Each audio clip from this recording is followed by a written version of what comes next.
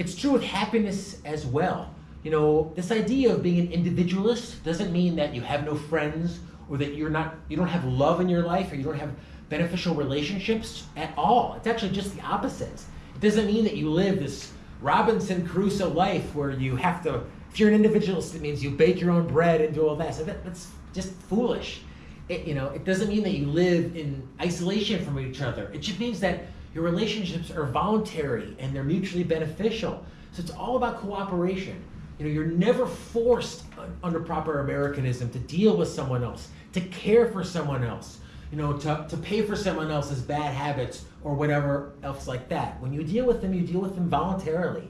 And it doesn't mean, in the same way, when I tell people I'm a greedy, selfish capitalist, they say, oh, you don't care about the poor.